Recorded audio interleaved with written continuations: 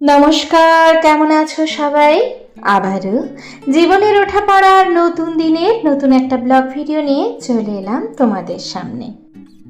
আজ 4 মাস পূর্ণ হলো। দিন পেরিয়ে যায়, কিন্তু স্মৃতি কিন্তু রয়েই যায়। আজকে তোমরা দেখছো বৃহস্পতিবারের ভিডিও, কিন্তু যেহেতু এটা সরস্বতী পুজোর দিন যাচ্ছে, তাই তোমাদের সবাইকে জানাই সরস্বতী পুজোর অনেক অনেক শুভেচ্ছা আর ভালোবাসা। ভোর থেকে উঠেই কাজগুলোকে কিন্তু একের পর এক গুছিয়ে নিচ্ছিলাম। সকাল থেকে উঠে একের পর এক কাজ শুরু করে দিয়েছি, কারণ কাজ করতে যদি একটু দেরি হয়ে যায় না, তাহলে কিন্তু আমারও অনেকটা দেরি হয়ে যায়। তো বেশি দেরি করে রান্না বান্না করা বা কাজ করা আমার একদমই ভালো লাগে না। ওই জন্য সকালবেলা উঠেই কিন্তু আমি কাজ শুরু করে দিয়েছি। আর আজকে কিন্তু ছেলেদের স্কুল নেই, কিন্তু তা সত্ত্বেও আমি সকালই উঠে পড়েছি আর কি। ভিডিও শুরুতেই বলতে চাই, ভিডিওর কোনো অংশ যদি তোমাদের এতটুকু ভালো লেগে থাকে, তাহলে অবশ্যই থেকে যেতে পারো আমার সাথে, চলতে পারো 2 কদম আমার সাথেও।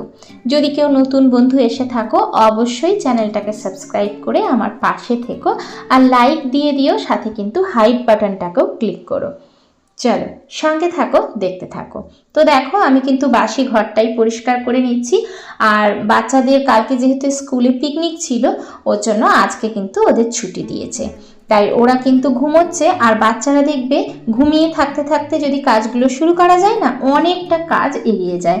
তাই আমি সবসময়ই চেষ্টা করি, বিশেষ করে ঘরের যে বাসি কাজটা, এটা চেষ্টা করি ওরা সবাই ঘুমিয়ে থাকতে থাকতেই করে নেওয়ার। তাহলে আমার না অনেকটা সুবিধা হয়, কারণ ওরা যদি উঠে যায় তাহলে এদিকে আসবে ওদিকে আসবে, হয়তো এখানে পা দেবে ওখানে পা দেবে, হয়তো পড়েই যাবে, মোছামুছি করব। ওর জন্য আমি ওই জিনিসটাই করতে ভালোবাসি। আর এদিকে দেখো, পুজো টুজো সমস্তই কিন্তু আমার সারা কমপ্লিট হয়ে গেছে। আর তোমাদের দাদা ভাই তো পুজো আগেই দিয়েছেন।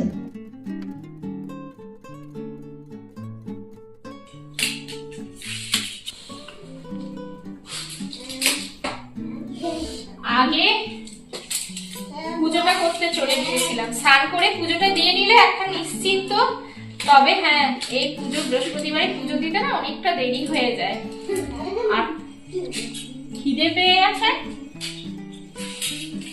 অন্যদিন তাও সকালবেলায় হয়তো একটুখানি হলুদ চা খেলাম আর খেলাম, আজকে সেটাও খাওয়া হয়নি। বিছানার চাদর আরে সব রোদে দিয়েছি, আগে খাবো তারপর কিছু। আজকে টিফিনে আছে মুড়ি। আসলেই ছেলেরা বলছিল সিঙ্গারা খাবে, তার জন্য তোমাদের দাদা সিঙ্গারা এনেছিলেন, আর সিঙ্গারা দিয়েই আজকে মুড়িটা খাওয়া হচ্ছে আর কি। চলে এলাম রান্না বান্না।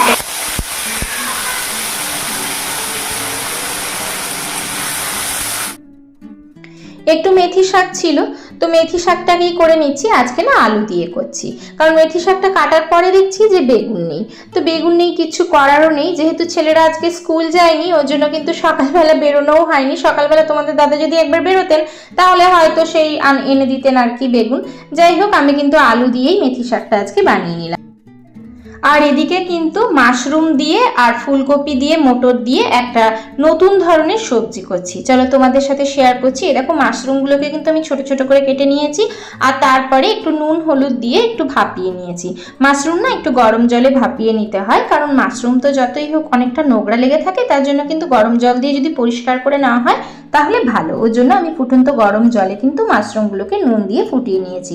আর এখানে দেখো, ফুলকপি আলুর সাথে মাশরুমগুলোকে ভেজে নিচ্ছি। আজকে একটু পেঁয়াজ আর টমেটো দিয়ে করব। প্রত্যেকদিন তো নিরামিষ ভালো লাগে না, মানে পেঁয়াজ রসুন ছাড়া ভালো লাগে না, ওর জন্য আজকে পেঁয়াজ রসুন দিচ্ছি। পেঁয়াজ দিয়েছি, টমেটো দিয়েছি, একটু জিরে, একটু হলুদ, আর হচ্ছে 1 চামচ মশলা দেব। এই দেখো, 1 চামচ আদা আর রসুন বাটার পেস্ট দিলাম, ব্যাস, আর কিছুই দেব না। তারপরে একটু কম তেলেই যেহেতু কষাচ্ছি, একটু বেশিক্ষণ সময় ধরে কিন্তু কষিয়ে নিতে হবে। এদিকে দেখো, ফুলকপি আলু আর মাশরুম যেগুলো ভেজে রেখেছিলাম সেগুলো দিয়ে দিলাম। আর এই দেখো, এখানে মটর আর আলু সেদ্ধ করে নিয়েছি, মানে একটা আলু আর বেশ কিছুটা মটর সেদ্ধ করে নিয়েছি। মটরগুলো কিন্তু অর্ধেকটা মটর আর আলু কিন্তু আমি ম্যাশ করে নিয়েছি, তারপরে দিয়েছি। আর কিছুটা গোটা গোটাও রেখেছি, তাহলে না টেস্টটা খুব ভালো হয়, আর খেতেও বেশ ভালো লাগে, সবজিটাও অনেকটা গাঢ় হয়। তো এদিকে দেখো ছেলেরা কি করছে তোমাদেরকে একবার দেখাই, চলো। দেখো দেখো ওটাতে দেখতে পাচ্ছিল বলে এটা চেঞ্জ করে দিয়েছে। ও সত্যি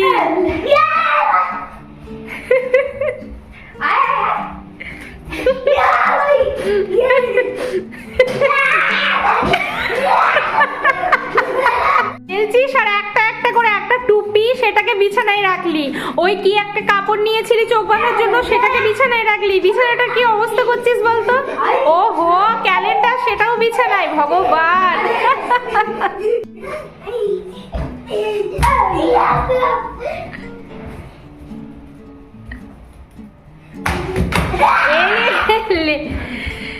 লেগে যাবে। সোজা সোজা পেছনে ঘুরে যা, সোজা সোজা।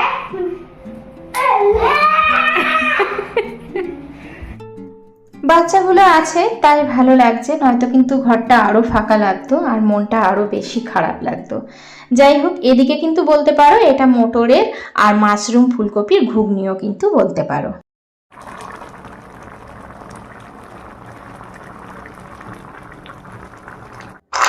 সময় জানো তো চলে যায়, কিন্তু স্মৃতি কখনোই যায় না। স্মৃতি যেন বারবার মনে পড়ে যায়।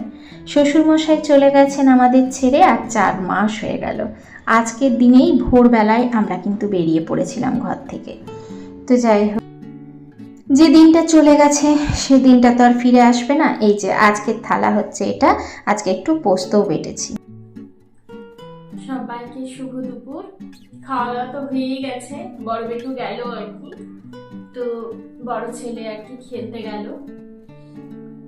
দরজাটা বন্ধ করতে এসেছিলাম, এখানে একটু বসে পড়লাম। ছোট ছেলেকে আজকে একটু শুইয়ে দিয়েছি, একটু ঘুম পাড়িয়েছি, আমিও একটু শোবো, একটু রেস্ট নেব। যদিও ঘুম হয় না, তাও একটু শোয়া, একটু শুলে একটু রেস্ট নিলে ভালো লাগে আর কি দুপুরটা। এই আর কি, আর কিছুই না। সকাল থেকে তো দৌড়াদৌড়ি ছোটাছুটি এগুলো হতেই, আর আজকে না মন মেজাজটাও বেশি ভালো নেই আসলেই। পুজো যত আসছে, মানে সব পুজোয় সব জিনিসই, ধরো পুজো আসাটা বড় কথা নয়, কিন্তু কি বলতো এমন এমন দিনে জিনিসগুলো হয় যে বারবারই আর কি মনে পড়ে যায়। তো দেখো সরস্বতী পুজোটাও এমন টাইমে যে আজকেই কিন্তু 4 মাস পূর্ণ হলো। প্রত্যেকটা মুহূর্ত, প্রত্যেকটা দিন যত আসে ততগুলো মানে তত যেন বারবার স্মৃতিগুলোই মনে পড়ে যায়। খারাপ তো লাগেই, কিছু করার নেই, ওই যে দিন চলে যায় কিন্তু স্মৃতি তো রয়ে যায়, তাই না? আর সব থেকে বেশি খারাপ লাগে হচ্ছে মানে শ্বশুর মশাই আসার পর থেকে বেশি এই জায়গাটাতেই থাকতেন, এখানেই বেশি থাকতেন বাবার জন্যই। তোমরা যারা আমার ভিডিও দেখেছো বা দেখো তারা জানো যে এখানে কিন্তু আগে খাট ছিল না, মানে এখানে একটা সিঙ্গেল খাট কিন্তু বের করানো হয়েছে বাবার জন্য। কারণ বাবা এই জায়গাটায় বসতে, এই জায়গাটায় থাকতে বেশ ভালোবাসতেন, এই জায়গাটাতে। আর ওই যেখানে কম্পিউটার বা মানে ল্যাপটপ আছে সেই রুমটাতে, এখানেই বেশি টাইম কাটাতেন। ওই জন্য খারাপ লাগে মাঝে মাঝে যখনই এই বিশেষ করে এই দিনগুলো যখন আসে না, তখন স্মৃতিগুলো যেন আরো বেশি করে মনে পড়ে। যাই হোক, করার তো কিছু নেই, জীবন তো চলবে, জীবন থেমে থাকবে না, আর এইভাবেই সবাইকে এগিয়ে যেতে হবে। কি আর করার, চল আমি একটু রেস্ট নিই। এই যে বড় বেটু খেলতে চলে গেছে, সেটাও তোমাদের জন্য শেয়ার করে দিলাম। তোমাদের প্রত্যেকের জন্য রইল অনেক অনেক ভালোবাসা, রইল আন্তরিক শুভেচ্ছা।